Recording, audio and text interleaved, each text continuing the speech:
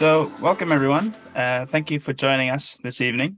Yes, this is our fifth edition of the ACAN's Carbon Clinic, and today's title is Embodied Carbon Regulation. Are we ready? So, I'm joined also by the working group who's also on the call. Consists of myself, Mariana, Aliki, Andrea, and Dewi, as you can see there. And we've been hard at work in the background to kind of put this all together for you guys this evening. Just a recap about ACAN for those joining us in the first time or who hasn't heard of us before. Our mission is to address the way we our built environment is made, operated, and renewed in response to the climate and biodiversity emergencies. We exist as a network of individuals, and we channel this energy and expertise towards this common goal. And we want systemic change of the profession and the construction industry as a whole. And this is urgent for us all. And our mission is to mobilize a new movement of professional activists towards this goal through the building of open, supportive, and inclusive organizations. And we seek to empower these individuals to create change and facilitate collective effort through the shared platform. We have three overarching aims, as you can see. One is decarbonize now. So how do we radically transform the regulatory, economic, and cultural landscape in the way that we build things to facilitate rapid decarbonization of the built environment?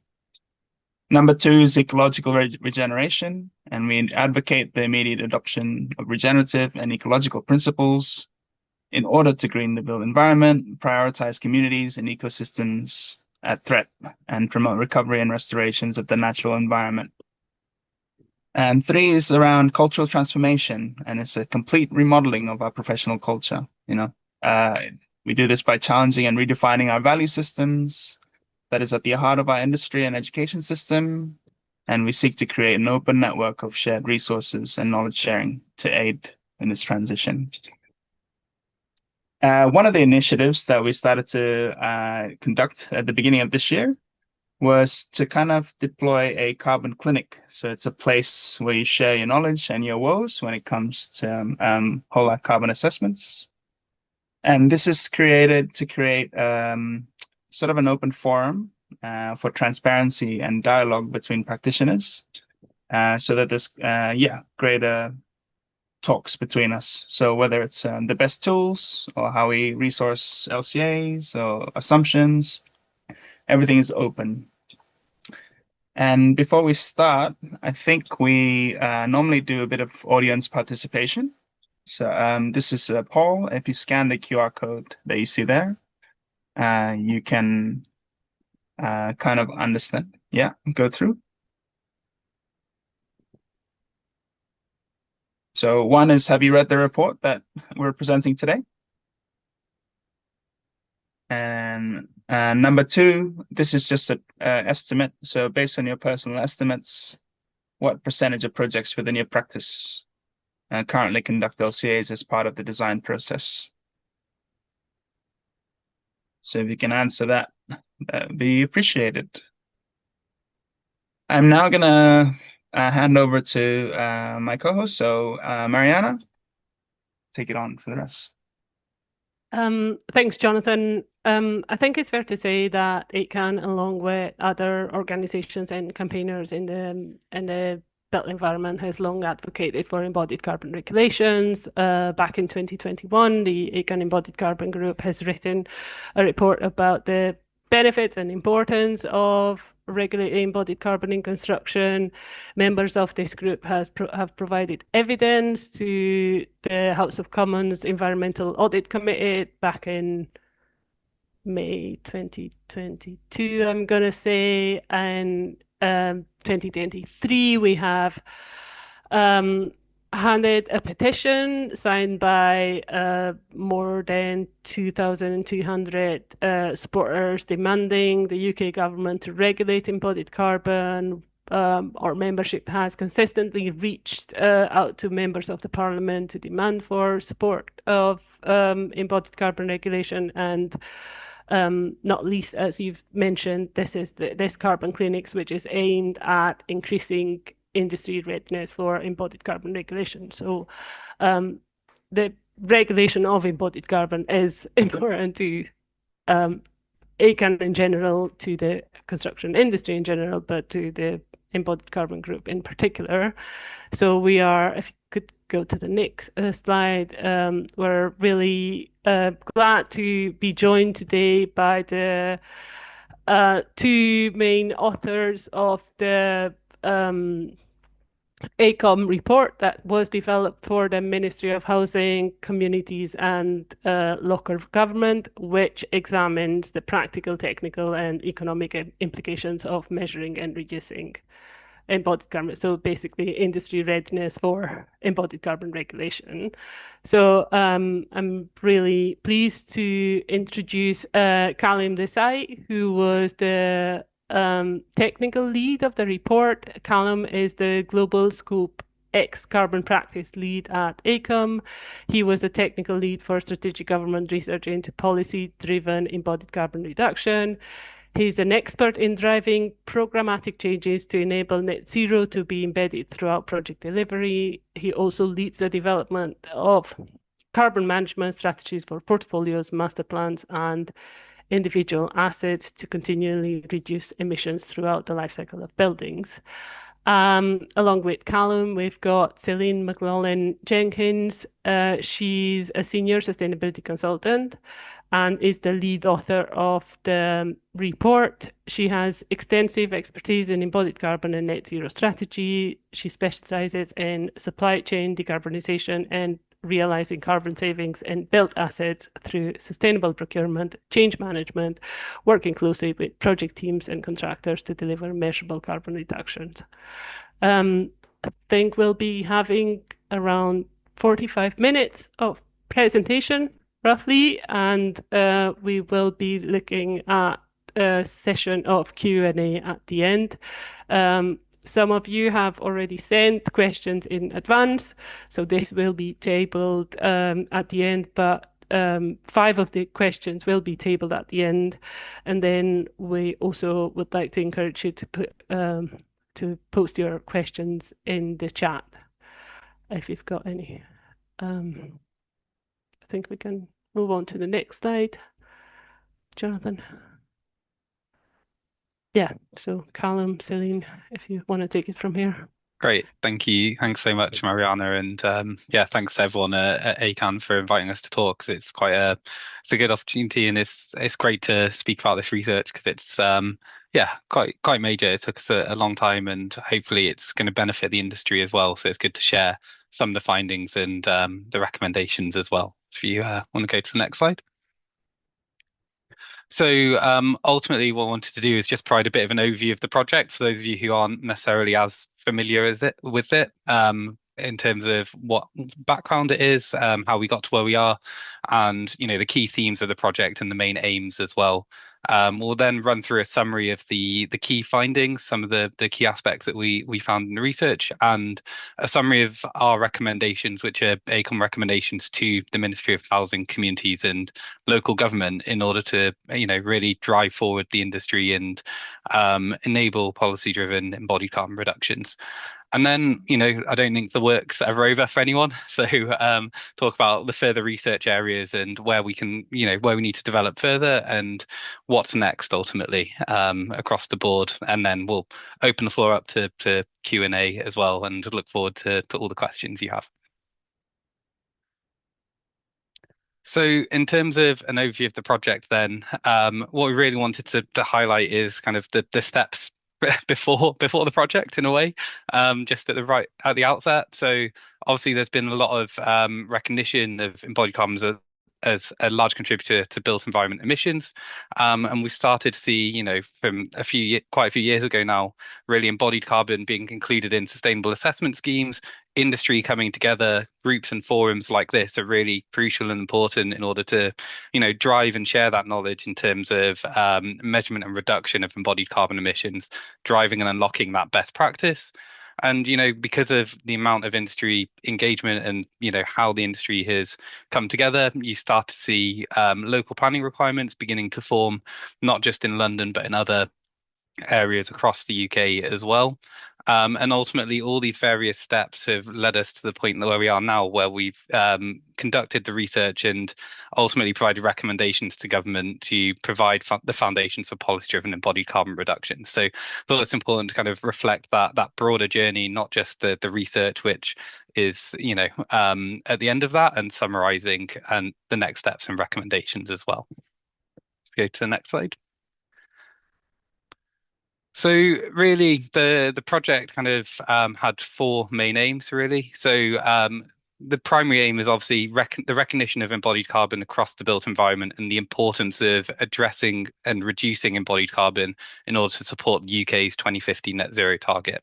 So that's really the primary driver for the research. But as part of that, what we really need to do is understand and establish the current level of industry knowledge and skills to understand the impact of widespread carbon assessments across England and the UK.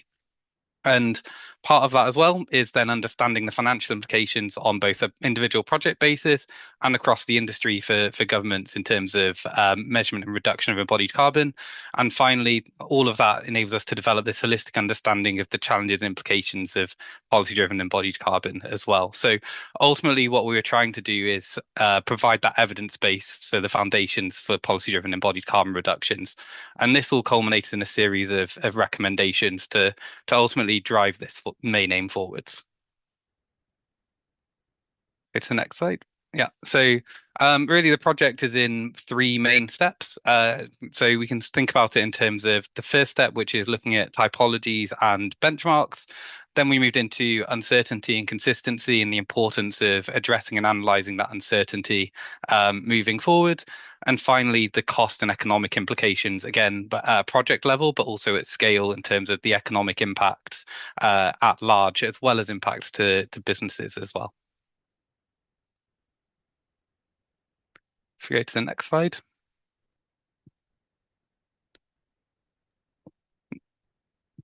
So starting off with kind of our first step, we started by identifying some of the key typologies.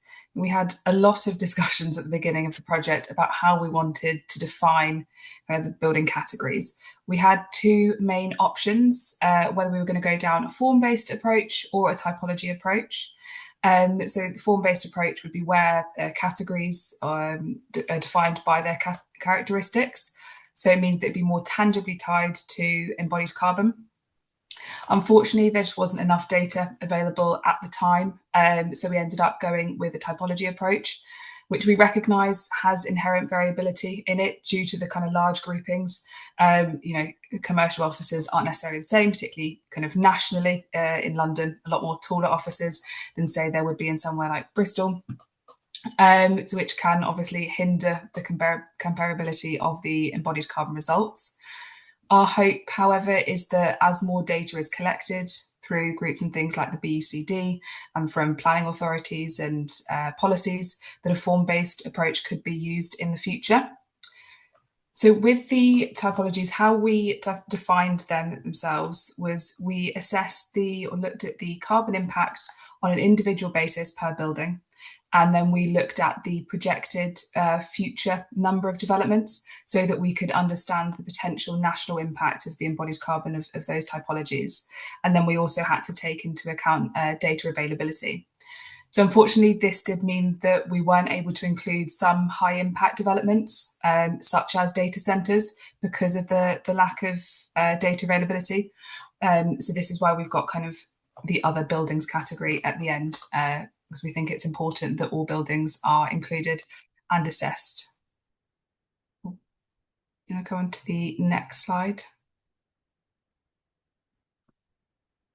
So once we defined the typologies, we moved on to assessing and reviewing the carbon benchmarks that were available, obviously, at the time. We found that there were large variants in the benchmarks and targets available. The availability varied a lot per typology.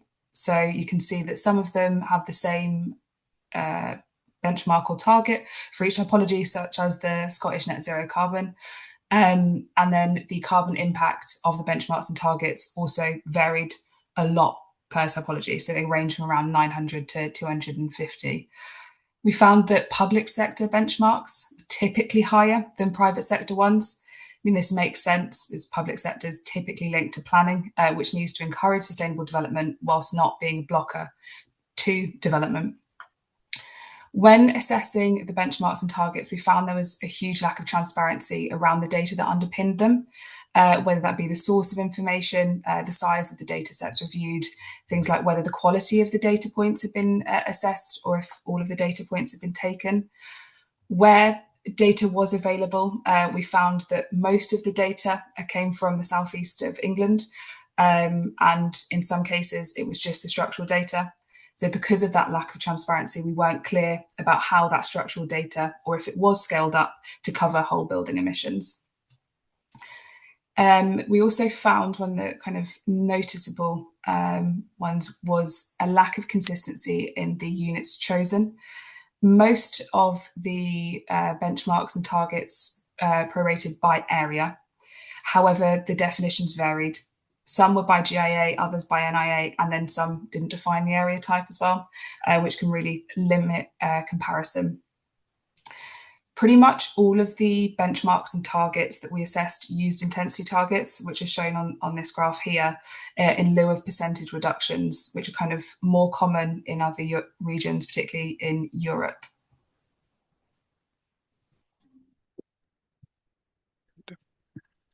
Yeah, so I guess moving on from the typologies and benchmarks, a big focus of the research was really on uncertainty and consistency across the board, and how carbon data uncertainty can affect results, but ultimately how addressing uncertainty, is really key to enabling further carbon reductions. If we can work together as a sector to address uncertainty, we can provide more robustness in approach. We can ultimately unlock sounder financial decision making and investment in low carbon technologies and principles much easier because we can demonstrate the robustness of achieving those low carbon solutions. So it was really a key part of the research throughout. And the uncertainty, we kind of looked at it in terms of both carbon data tools and also carbon data itself and how whole life carbon assessments are structured more generally. So you can see from this graph on the right hand side that ultimately what we looked at is the uncertainty at each level of a carbon assessment. So ranging from the initial life cycle inventory databases, which are the initial carbon footprints that go on to inform product level life cycle assessments such as EPDs or TM65 carbon data points. There's a level of uncertainty that's then carried through from the LCI to the LCA, product level LCA databases, and then that's then carried through into the overarching carbon assessments, which ultimately, the industry has done a lot of work to try and address this uncertainty across the board, across these three factors, but it's still there, and therefore, there's a need to try and look at ways and methods to try and reduce that uncertainty throughout. So in addition to, the carbon data itself, uncertainty arises from material quantity inputs and sources of data. So ultimately where you're taking that data from, whether it's from a BIM model and how that's extracted from the BIM model and the various challenges with what's noted in BIM versus what goes into a built asset is, one of the main causes of uncertainty ultimately, and there's different mechanisms to address that, which we'll go on to on the next few slides. And ultimately, this stems basically a large variance of carbon results within carbon tools as well, and across the industry more generally. When you have this variance in the carbon data, then you're going to end up with this variance in carbon assessments undertaken that isn't always clear as to why that is, especially if you look across large scale whole life carbon data sets, trying to ascertain trends and ascertain key themes that we can then learn from and use to improve and reduce embodied carbon emissions across the built environment may become slightly trickier. Go to the next slide.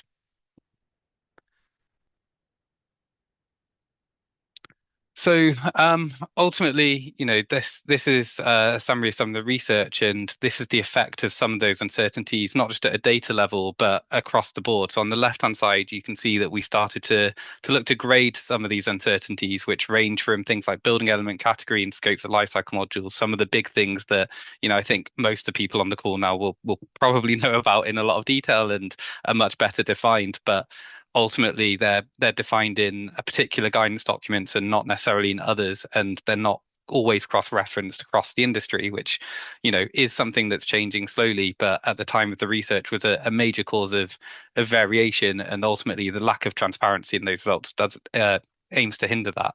But they're quite big things that are on the surface, a bit easier to see in terms of whether a certain module is included or building elements are included. But there's also things that are slightly less easy to see, such as the inclusion of temporary works, for example, which may be included to different degrees across different assessments and have varying ranges of impacts across the board there. The other thing, some of the niches or some of the mechanisms in carbon tools themselves, such as how they account for localization differently across the board. And localization is essentially taking carbon data from one region or from a global region and then regionalizing that to be appropriate for the UK and UK data. And it's something that ultimately is quite a technical niche, let's say, but something that does quite affect the various sources of carbon data and how carbon models actually are prepared. And it's something that isn't always that easy to see if we're on about reviews of carbon models and driving that element of consistency as well. The other thing is the variance between different carbon tools. So you can see here around the different variants of carbon tools is quite stark across the industry, which again drives that level of uncertainty, and it's it's a barrier for people engaging with embodied carbon assessments and trying to really drive reductions and ultimately understand their own portfolios or their own assets going forward in terms of why are we getting these differences across what are similar assets. So for example, on the right hand side here, this is a model of the same asset in 4 different carbon tools to the same scope essentially. And you can see the variance that is caused by the various assumptions, the various background data sets that ultimately enable this variance across the industry. If we go to the next slide. And those findings are something that's, echoed by research elsewhere. So we're involved with World Business Council Sustainable Development, for example, and they produced this study which shows a graph which is the carbon results from 7 major consultancies all using the same BIM model, the same carbon tool, and the same scoping mechanism. And this is linked to the way that data is extracted in part. So the way data is extracted and categorized in BIM models, how that's then used in carbon models.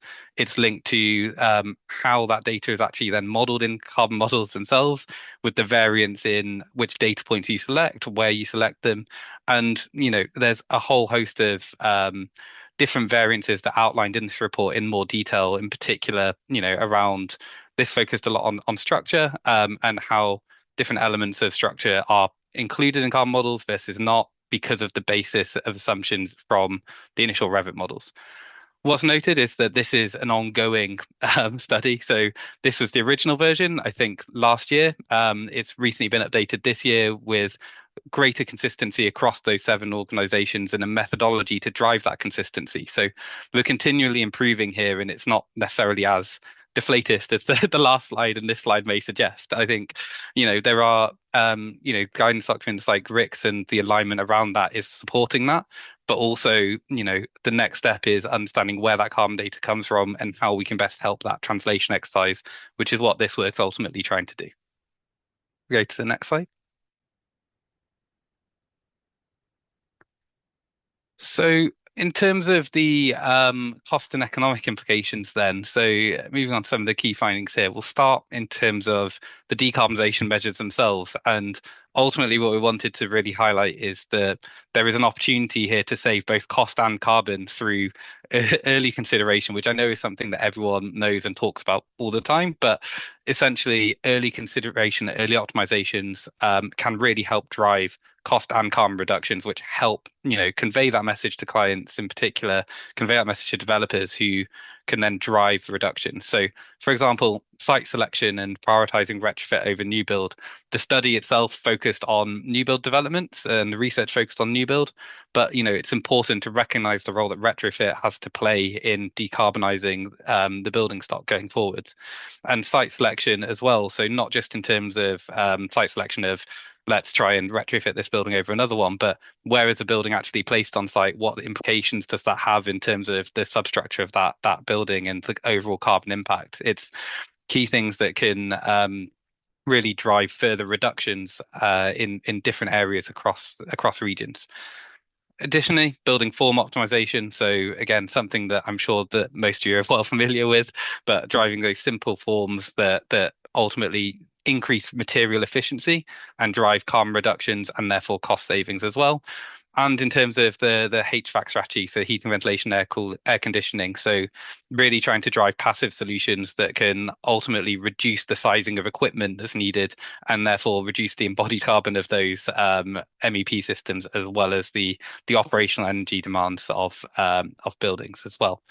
So I think that's really what we wanted to tease out from this. We were looking at essentially cost-effective decarbonisation solutions, and we're looking at common solutions that are used across the board as well. So what does that look like in terms of the impact here? And the study goes into a little bit more detail if you read this section of the research in terms of scalability of various solutions as well, because what we wanted to acknowledge is that okay, it's fine trying to decarbonize one particular part of one particular building, but what does that look like at scale? The classic challenge is with GGBS, right? And everyone rushing towards GGBS when it's a finite resource. So, is that really the best approach? And what can we do ultimately to help scale more innovative solutions going forward that can drive reductions and drive carbon reductions at scale and sustainably as well? Go to the next slide. So in terms of the cost then, so it's not just in terms of the cost. We didn't just look at the costs of reducing carbon emissions and carbon assessments themselves. What we looked at was the fee cost of undertaking carbon assessment. So we ran an industry survey. We ran a couple of industry surveys actually a few years ago now to try and ascertain what costs that people are expecting for carbon assessments, and ultimately the bottom line cost for developers of charging for, or of paying for these carbon assessments across the board. So we looked at this in a few mechanisms in terms of scope, building size, building typology as well, to try and estimate what this looks like. So you can see on the left there the range of responses. Hopefully a few of you on the call responded to that at the time that it went round. And ultimately those costs have been used then to inform what it looks like at a national scale. So not just per development, but what does that cost look like at as an economic cost across the country? So what we looked at on the right-hand side there is a range of different demand scenarios. So the low demand scenario being, I think, buildings over 5,000 square meters and over 200 residential units from memory. Don't quote me on those figures, and they're in the report. But what does that look like across those demand scenarios in terms of a national cost? And that's the fee cost of undertaking those carbon assessments, and also the training costs needed for upskilling and training sufficient members of the industry in order to meet that demand going forward, which we'll come on to on the next slide as well. So part of that economic research was really looking at this availability of skills and supply and demand analysis ultimately. So what we wanted to highlight is, we looked at the available numbers of assessors. This is based on quite high level estimates. It's very challenging to get this data. It's very challenging to estimate these figures ultimately. Especially, a year ago when we were doing this research, when there were less availability, there's less availability of training across the market. So what we're looking at here is really a high level estimate of the number of people who are available to undertake assessments. But what we noted was that, across the low and medium demand scenarios in particular, there are just about sufficient numbers of carbon assessors, qualified carbon assessors, to undertake the number of assessments required.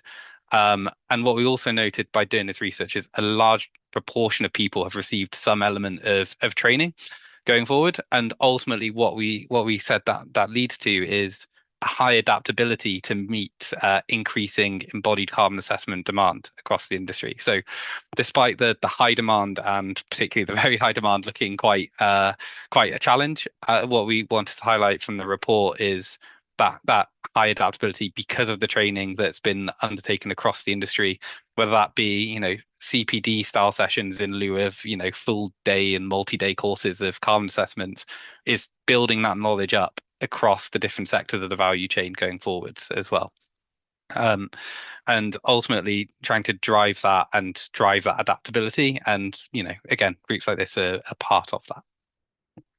Go to the next slide. So I think that's kind of the high level where we're at. That's the key findings of what all the research said. But ultimately, what we wanted to do is use some of those findings, and what we want to do is assess the challenges that the industry currently faces, and what does government do, and what can government do to try and address those. So with that, I'll pass over to Celine. Yeah, so what we've done is we've tried to summarize all of the research into kind of 6 key recommendations, which are split between recommendations kind of more focused on carbon assessments, and then some that are more focused on the value chain. Ultimately, our main recommendation, or our recommendations, aim to reduce uncertainty, increase access to carbon assessments, and ultimately increase decarbonisation across the UK. So our first kind of recommendation is regarding the consistency of carbon assessments, and then the quality of carbon tools, and then linking to kind of the points that Kallum was just making, looking at training and definitions of competency for carbon assessors. I know this is one that kind of is everyone seems to be aware of, but consolidated UK generic carbon data set and the importance of that, encouraging the adoption of low carbon solutions, creating a consistent reporting mechanism and carbon assessment data sets, and then upskilling and embedding decarbonisation across the value chain. So on to the next slide, please. So ultimately, in terms of driving that consistency and addressing some of those key challenges and key variances, ultimately what we need to do is start developing these comprehensive benchmarks, which are reliant on building typology information that is contextualized, and we'll come on to talk about that a little bit further. Robust building element categories and being transparent about what that looks like across all the various different standards that are out there, and similarly for life cycle modules. And the part of the industry is kind of centralized around the updated RICS guidance, which is great to see, and that's the first step in a way. But we need to see that more broadly in terms of driving that consistency and enabling that consistency. And part of that is really looking at this, developing consistent reporting mechanisms that streamline carbon assessment data tracking. So ultimately, how do we best enable systems that let us learn from the results that we're actually producing, and make sure that those results can be translated across the industry, to benefit ultimately everyone on the call here, but wider across the value chain, to really drive carbon reductions going forward. Secondly, how do we develop standard modelling assumptions which can be applied at each REBA stage? And I know the new guidance has gone through that in a lot more detail than what was currently available when we were doing this research, but ultimately there's still steps to go, particularly in terms of some of the smaller components, which can definitely add up in terms of how you account for fit outs, for example, of embodied carbon fit outs, and how you account for different stages of development, different levels of data quality, different sources of data, ultimately, like I was talking about earlier, whether that's someone measuring up a drawing, or whether that's someone pulling data from a BIM model at different levels of design, right? What does that look like, and what does those assumptions look like going forward? And finally, creating consistent methods for quality assurance and registering both public and private tools. So ultimately making sure that there are rigid methods of quality assuring carbon tools that people are using. There's the recent quality assurance of one click, I think, by RICS from memory, which is a step in the right direction, but being transparent on what that what that process looks like, what are the key things that are put in place. BRE, for example, have a list of registered tools. Again, what does that process look like, and making sure it's as robust as possible so that we can minimize those differences and disparities between carbon tools without, whilst still enabling a broad spectrum of tools to come to market. So we're not hindering competitiveness by saying, right, everyone must use this one tool. And I think secondly, part of the challenge with this is when you have this variance in tools, trying to avoid people diving to the tool that gives you the lowest result because that benefits your designs. And that's really the importance of this consistent method of quality assuring tools. And it helps avoid that element of potential prospective gamification as well.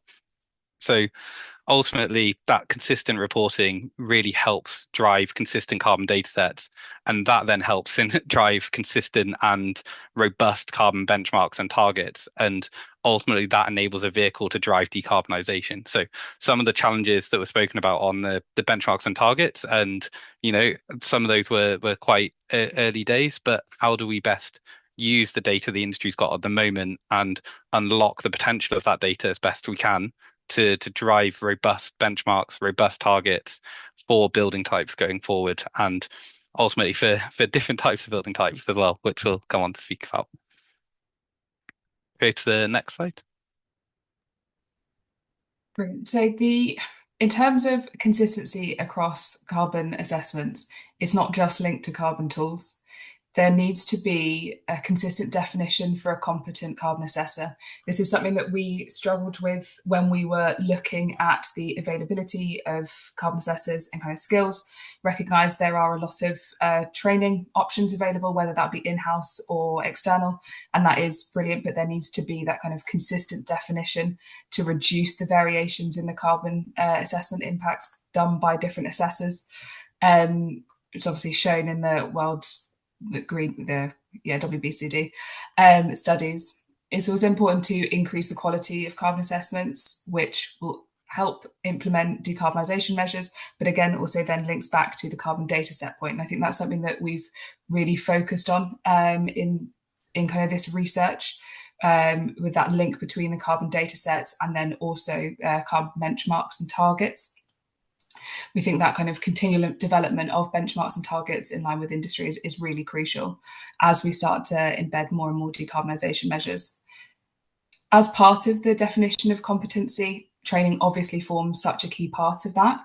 And having consistent training is necessary because I think ultimately carbon assessment can be a very technical process, particularly if you are doing kind of full building assessments. There are already multiple examples of kind of training across the industry, which could be used as a template.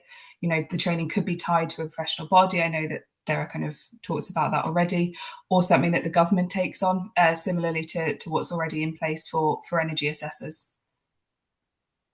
I'll pass to the next slide.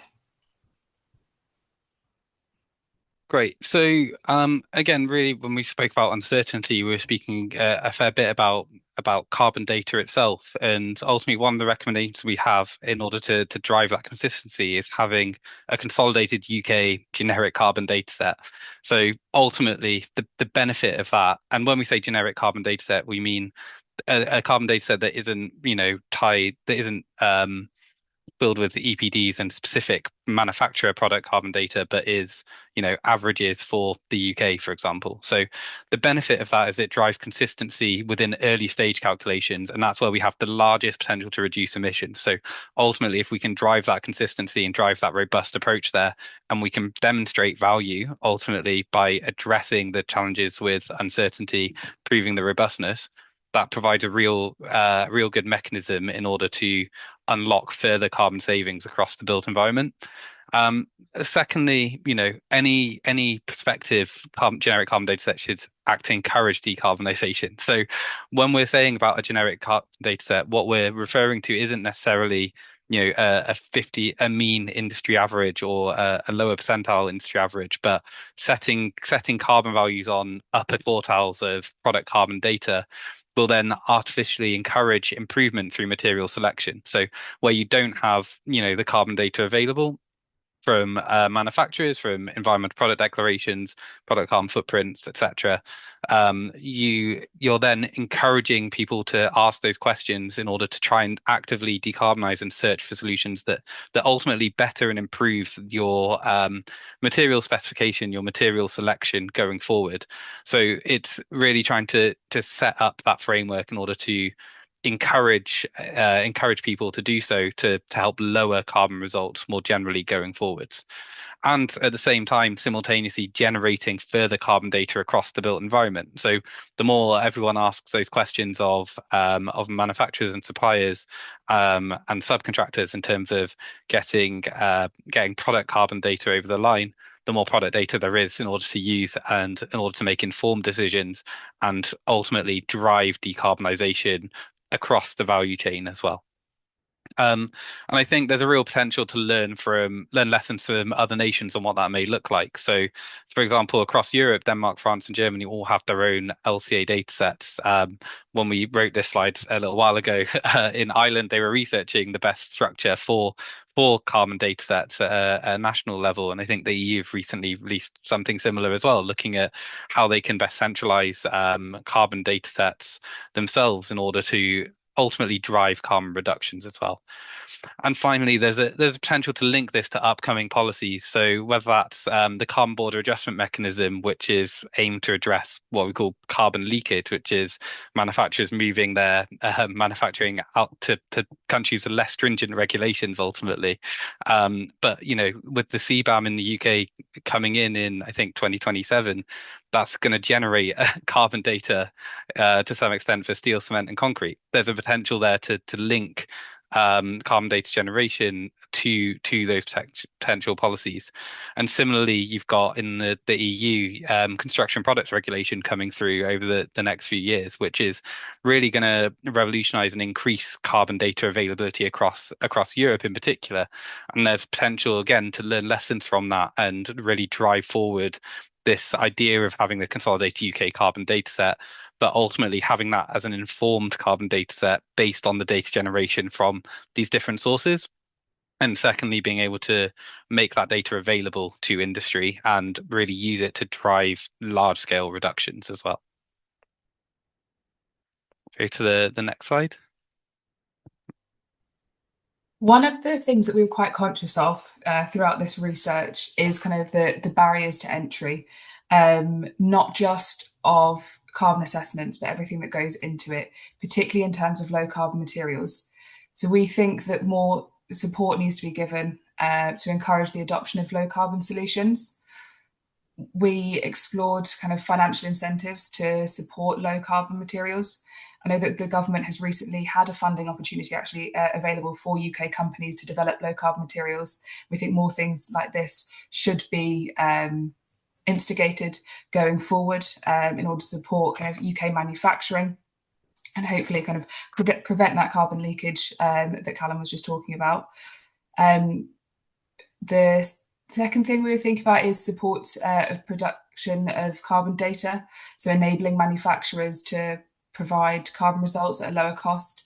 There are things like the CIBSE TM65 evidence for MEP, which is a great example of this and is proving very successful at enabling kind of M&E manufacturers to access carbon data at a lower cost than, say, for example, an EPD. And ultimately, I think all of these things, we want people to be getting involved and invested in carbon and not see it as a barrier. Understanding your kind of supply chain through the production of carbon data can help both sustainably and also with kind of companies themselves. One of the key risks that came up both in our research and also project experience is issues with insurance. I think this is obviously particularly for bio-based products. So we think that to implement decarbonisation measures more broadly, discussions need to be held with the insurance markets so that we can understand and address the challenges with innovative materials and also things like timber. So there is like the mass timber insurance playbook, which is a great example of this, of where kind of insurance fears have been addressed, which is kind of helping to scale the use of timber in construction. So, why couldn't a similar thing be done for innovative materials or more sustainable materials? And why couldn't more work be done with the insurance markets to really help reduce these barriers and to support kind of some of the SMEs or the supply chain in this? I think another good example of this, of where this is being done, is Germany. I think at the moment they're hosting an open source database of fire test certificates, which again has really helped to unlock the use of timber and other materials on projects at a wider scale, and not have that just so isolated based on kind of one supplier or one contractor or one project. Again, this is another really simple solution, but could really help to scale decarbonisation measures across the UK. And then finally, reducing barriers to undertaking carbon assessments. One of the ways that we looked at and suggested was supporting the use of open source carbon tools for SMEs. The Future Homes Hub is another great example of this, about how open source carbon tools can really help to reduce that barrier to entry and encourage that engagement. Kind of links to the tiered requirements that we think about for industry, so we can unlock data production and engagement. Ultimately, really think that our main aim should be encouraging people and the wider supply chain, not just those creating or doing carbon assessments, to really engage with carbon and kind of more broader sustainability at all levels of the industry, so that we can really embed decarbonisation at all levels. Then onto the next slide, please. So our fifth recommendation is around consistent reporting mechanisms and carbon assessment data sets. This is obviously a point that we've talked about a lot throughout this presentation. We think that it's key to create consistency across data sets. We have put forward kind of 3 different levels of data tracking, so a minimum standard and best practice. Whilst we want the highest quality of data, we think we need to be realistic about the amount of data that people are tracking or have available or can provide. So the 3 kind of major things that we considered when we were thinking about this was, one, kind of the data availability due to the carbon tools. For example, the Future Homes Hub has a different scope to say something like 1 click, but that doesn't mean that the data isn't valuable. Then if people have this data available in their models, they may not be tracking it internally. And then thirdly, they may not be able to submit it due to data requirements or having the number of people to support with that.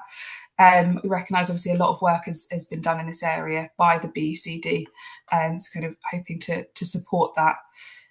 We were trying to create a more streamlined link between the reporting mechanisms and the carbon assessment data sets. So recognising that some of those kind of key metrics that would be useful to contextualise the data might not necessarily be there. I'll pass on to the next slide. Great, and I think the final thing to finish on in terms of the main key recommendation, so to speak, is upskilling and embedding decarbonisation across the value chain. So if you've ever seen me do a presentation before, I'm sorry, because you've probably seen this slide before, but I think it's really valuable to demonstrate the impact that everyone has and the role that everyone has to play in ultimately driving decarbonisation, reducing embodied carbon going forward. So, for example, if you start off from a regulatory perspective, informed regulators can help generate ambitious decarbonisation trajectories. Governments and local authorities have the ability to set limits, help enforce carbon considerations throughout developments going forward. You've then got sponsors and lenders and insurers which can help drive and unlock low carbon solutions, but they require the engagement up and down the value chain in order to be able to do so, helping them out in terms of really unlocking those tangible solutions. And again, addressing elements like the robustness in there can help unlock investment in low carbon solutions and low carbon buildings ultimately going forward. From an asset owner perspective, really looking again to set informed carbon targets for projects, even if you don't set carbon targets for projects, but driving the ability to drive decarbonisation and embed decarbonisation through employers' requirements, encouraging suppliers to assess and reduce whole life carbon going forward, all the way through to designers, which I'm sure most of you are on this call here. So really looking to make informed designs, informed decisions, whether that's quantitatively, reducing embodied carbon, or whether it's qualitatively knowing that you're doing the right thing and driving that reduction. It still helps out in terms of that story. And again, working again upstream and downstream in terms of material suppliers, liaising with material suppliers to unlock further carbon data points like EPDs or like TM65s. Asking those questions can really help drive that. And again, from a contractor and constructor point of view, really informed constructors can help drive further carbon reductions, working with their supply chain. I think we spoke about it a little bit earlier, but sustainable procurement and ensuring that ultimately all the good work that's been designed, all the low carbon designs that I'm sure you guys are all making, are actually built on site, and those savings can be realized through things like carbon change management or sustainable procurement and subcontractor procurement clauses. It's a whole industry effort ultimately, and part of that is upskilling each part of that industry. And I think that there's a role to play here in terms of how do we best unlock and focus on each different part of the industry to make sure that they're aware of their role first and foremost, but secondly that they know how they can reduce embodied carbon and whole life carbon in particular. Because I think that various sectors of industry may want to help this effort, but may not know the exact routes how. So really, that upskilling exercise is crucial here going forwards. If you go to the next slide. So I think that basically, we've run through a hell of a lot in terms of the research and the recommendations. It was about a year and a half, but there's always room for development, room for improvement.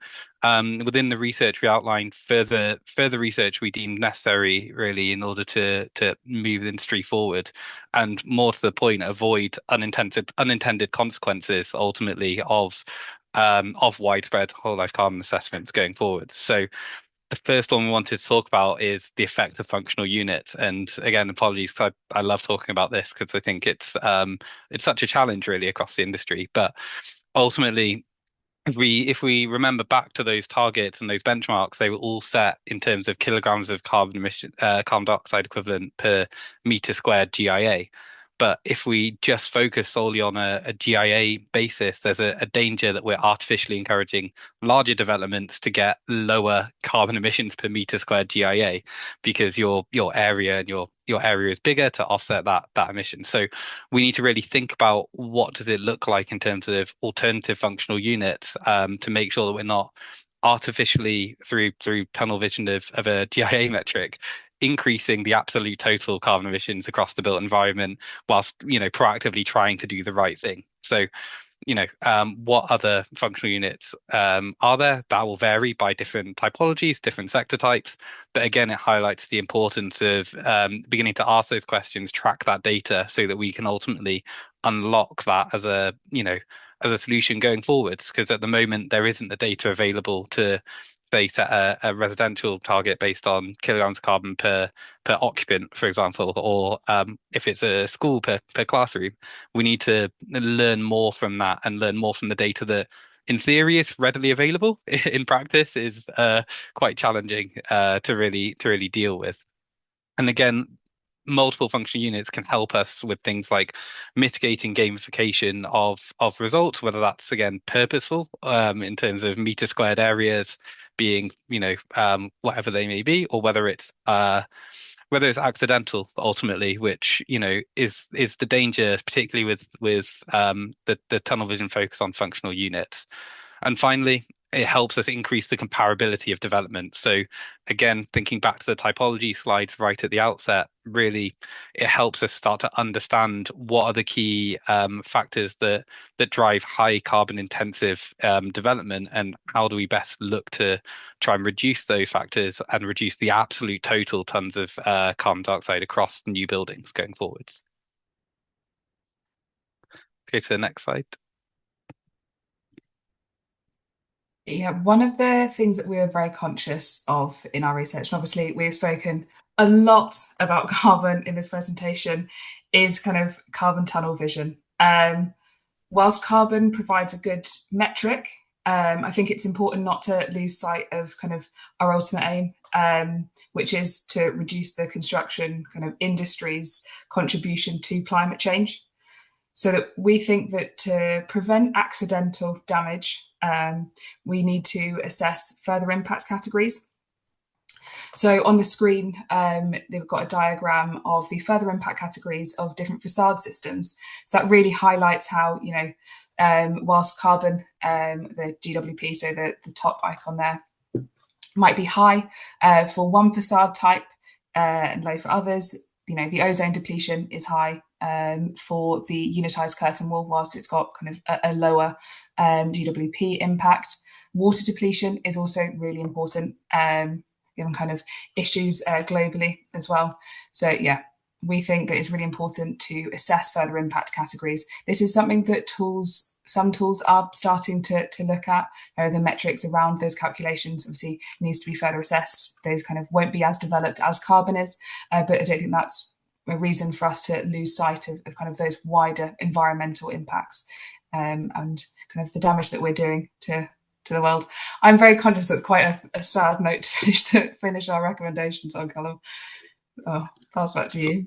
So good. So yeah, so to bring us back up again then, in that case, really what we wanted to highlight is the value of continual industry support and engagement in driving this positive change. So we've obviously made a series of recommendations. We've looked holistically at the industry, developments across the UK, some of what other nations are doing, particularly around timber and construction, and produce these recommendations. But ultimately, we need the industry support to continue this drive and engaging in the sector, getting involved, producing and updating studies. So, trying to continually drive that improvement and ultimately recognize the industry's ability to address some of these unintended consequences and how we can best collaborate and work together to drive this change across the sector.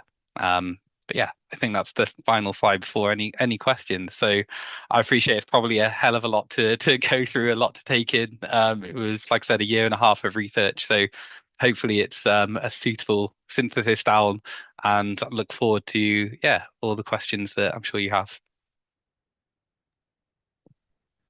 Great. Thank you very much, Celine and Kallum. Clearly a lot of work gone into that report.